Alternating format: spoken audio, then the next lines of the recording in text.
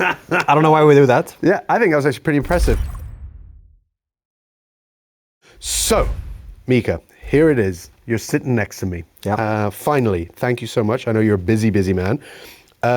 We should probably start with the big elephant in the room, which is, I'm sure you've seen it, the ongoing topic of performance. What's your opinion? Can you give some insights? What are the gang doing? Tell everything. Okay. Nice talking to you, Sean, and nice having Zelda here with us as well. So on performance, there's actually, I would say, many things that are not working right now. Performance being one.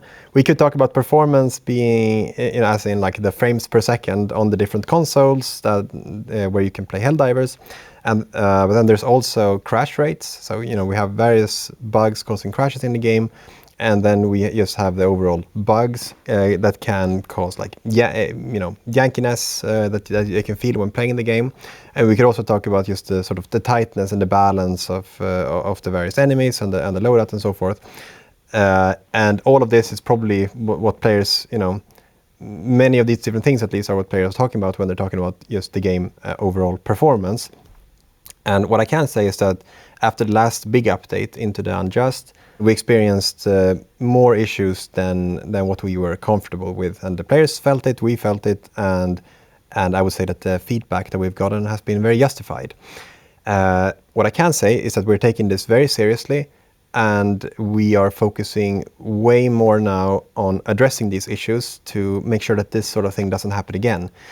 And we have made the decision to push some of our content and feature updates a little bit into the future while we're addressing these things to make sure that we can get to a much more stable state that we can believe in. And then also we want to make sure that we actually do update the game in ways that will make the game more stable, in ways that are noticeable for players with every new update that we do. Some of these things we can address fairly quickly, especially with some of the bugs that players are rightfully complaining about. Other things are more tricky. For example, improving the FPS on the various consoles. Just that type of performance, that's more tricky. We have our top brains thinking about this, not me, but other people. And we'll see. But we are already making really big improvements, and I'm confident that we will get there, and we will be able to talk more in detail about this, hopefully quite soon. Well, I think that's going to be music to people's ears. We've scratched the surface on that topic, but I'd like to understand, when you look out over the roadmap, as you said, what are some of the things that you're excited for players to see or might want players to be looking forward to? I'm excited about everything that we're doing, and we have very good plans for the future. Sometimes it's a little bit of a struggle to talk too much in detail about exactly what we're planning, because that's just not the type of game that we're doing. In our game, I like to think of the Helldivers universe as an actual living universe, in large part shaped by the decisions of the players. That is the sort of universe that we're imagining. And in this kind of universe, it makes sense that you don't know everything about what the enemies are plotting. Sometimes things can sort of surprise you. So like with Omens of Tyranny, for example, when the Illuminates attacked, they did like a surprise attack. And we didn't foreshadow it beforehand, even though, of course, many players were speculating about it, and there were players catching all kinds of weird aerial phenomena, and they were speculating that this was actually the Illuminates. So there was a lot of speculation, but of course we never said like, hey, on this date the Illuminates will attack, because that would have spoiled it a little bit, and we don't want to spoil those kind of surprises. That's not the only way we want to tell the story, of course. We don't always want to tell the story in that way. But we can't, and I can't talk too much about exactly what's gonna, what's coming down the line. But we do have many things lined up, and we have a plan for, way into the future that I'm very excited about. So that's the future, but I want to take a second and look backwards. Obviously, you've been involved from day one. What's kind of changed a little bit now that we're, day 600 plus? Can't imagine perhaps all of this was as expected. No, it wasn't. I will just say quickly, I've not been involved from day one, Because if you really start in day one, that's like 8 years before Helldivers 2 launched. But I get what you mean. Day one from when we launched the game. It's been a journey. It's difficult to imagine for me that we're like 600 days into this game now, which is absolute insanity. But I feels like longer and shorter at the same time, and I hope we can continue for way longer. There's been a lot of things that have changed in the game. So we expanded the game in many different ways. So players who've stuck with us from the beginning know that we have, now we can fight, for example, in urban environments. So we have the Super Earth colonies, and we have the Super Earth cities. We have a new faction, the Illuminates. We have many new kinds of enemies and missions and so forth. And this has been revealed and added to the game, as the sort of story has progressed. And one thing that I really appreciated with our game, one thing that I do really appreciate with our game, is that we lean a lot into what we like to call good FOMO, which is this. When we say good FOMO, what we mean is that we do want to have FOMO in the game, but not the kind of bad FOMO that we don't like as players, but rather the good FOMO that is you get to take part in and shape this pivotal moment in the Helldivers universe. So, for example, Malevolent Creek was one of those moments that the players created, which is awesome. And then we have stuff like the Battle for Super Earth, that is, players got to take part in defending Super Earth, and they actually managed to defend Super Earth, which is super cool. And you live through that, you get to experience it, you get to have an impact on it, and then this event, is over, and you got to be part of that. And if you join the game now, you will not be able to participate in those events again, because they've already happened, right? They now live in the memory of the people who got to live through that together with the community. And I love that. That's one of the things that makes me most excited about Helldivers, is like this aspect of the game. And for new players, what I would want them to look forward to, and for them to help to be part of, is the new pivotal moments that will happen. Some of which will be initiated by us as the storyteller. So we have our game master that initiates this and that plays with the community, and some of which will be initiated by and shaped by players. And we have this back and forth sort of relationship. I'll throw in that one of our biggest inspirations for Helldivers are rather tabletop role-playing games. So with tabletop role-playing games, you have a game master, and you have this sort of story that you're telling, and you have an idea of where you're going. You might even have a book and so forth. Many game masters do this differently. So you have this, and then you have players, and you take them with you on this journey. But you ask the players, what do you do? And then you often have a die that you roll, and is to see if you sort of succeed or not with what you're trying to do. And the action of the players shape the outcome of the story. And sometimes it can really veer off into super unpredictable, in unpredictable directions. For anyone who hasn't played one of these tabletop role-playing games, that is the addictive thing when doing that. And that's what we want to do, and what we're trying our best to do and develop further with Helldivers. And I don't know, I'm just excited about this. So I hope that for new players, I forgot what you asked actually, but for new players, what I'm most excited about is for all of these new players to be able to take part in these new pivotal moments and help shape the game. And I'm looking forward to us being able to expand on this type of functionality and give players even more agency in various ways to have an even bigger impact on the outcomes of these stories that we tell. Well, that's a really good point. That leads right into the next question. PlayStation continues, PC continues, now Xbox players are joining the fray. Yeah. It's truly become amazing how many different players are part of the world now. Yeah. When you think of those new players coming in, what is perhaps the advice for those new players, and what do you think that experience is coming in today versus the players that joined on day one?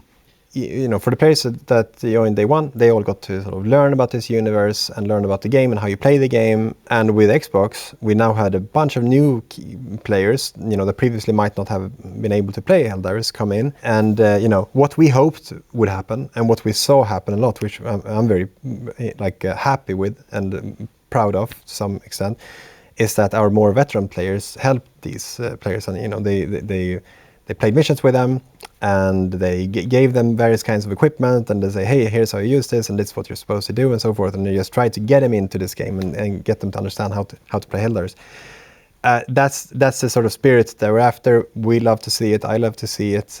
Like the camaraderie of Helldivers and doing things together. The whole send dudes meme as well.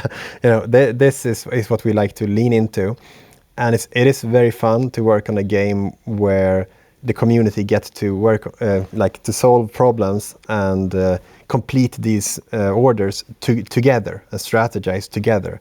I think that's one of the best things. So I hope for Xbox players, I hope that you had a good onboarding and good interactions with our existing player base. And that's actually super interesting, because a question that keeps coming up is, when you're playing, what's your play style? What are you doing? How do you like to get involved? Yeah. So if we ask our players, hey, how do you like to play? What makes you excited? What makes you tick? Like, what sort of goals do you have? What do you think is missing from the game? And what do you think we do well? What do you think we do poorly? And so forth. Players tend to give very different answers because, of course, players have different needs and they play for different reasons. So I'm also part of one of these player profiles, you could say, like types of players. So we have, people have seen Niklas and Lennart on video talking about balance updates, for example.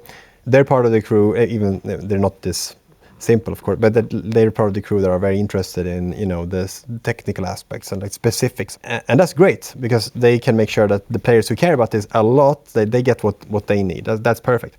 But for me, I am more of the type of person that basically living through different sorts of fantasies. That's what makes me tick. So when we do Warbonds, for example, what we try to do with Warbonds, okay, I'm throwing in many things here now, but what we try to do with Warbonds is we try to sell a fantasy. You get to feel like this, type of person when you play, right? It's not a. We're not thinking about like a power fantasy or like, oh, this weapon will be much better than every weapon that you tested before. That's not the primary thing that we think about. First, we start with what's the fantasy. What sort of movie trope are we trying to sell, for example, or other type of trope are we selling? And I really enjoy that. So I like to play in many different kind of ways, like playing stealthy ways, playing more berserker brute ways. That's what makes me tick. And I also really enjoy helping put together these like pivotal moments where everything is just work together as like a crescendo in an orchestra. Where you have enemies of different kinds and missions and environments and war bonds and all this, like work together to set the stage pretty much for players to just act things out. That's what really makes me tick, and this is what I'm super passionate about. And then the best part of it, of course, as I already said, is you set the stage and then players act it out, and then they do something completely unpredictable that just that shocks me and everyone who's doing this, and that's the best feeling. What I think a question that comes up is, when you look back over the game up to this point, what are some of the biggest memories, biggest moments that really stand out to you? There's many. One of them, of course, is releasing the game and having way more players play than we had anticipated.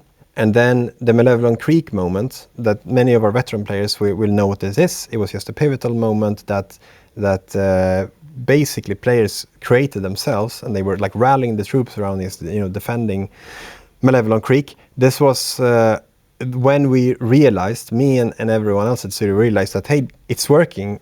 Like our because we want to, as I said, set the stage and then let players play it out and then have them, create these pivotal moments together. That was one of these moments. It was just magical to see and observe in real time. I did really appreciate players' reactions to Omens of Tyranny. I liked that we released like the FRV, the vehicle. This was super cool because I think we surprised at least a few players with where we were taking the game, because many players I think speculated that we wouldn't, because we wouldn't add a vehicle because it would mess up the game balance. Well, surprise, we want to add fantasies, right? We have much more ambitious plans than this on how to change the game dramatically, and we want to keep doing this because it's just cool, right?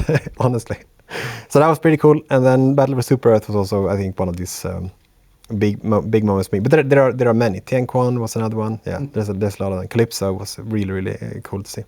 Well, look, we could talk for ages, and appreciate your openness. And of course, anybody should share their questions for you in the future as we do more of these moments to get your thoughts and hear from you. The final one that we're going to ask before letting you get back to things is, what is one thing that you would like to share with the community? I would want to say first that thanks for the patience as we go through these we're so back, it's so over moments. I would say that. So that's I'm. Sometimes it's tough to live through that meme, but it's it's clear that we sometimes mess up. I think this is part of making a live service game.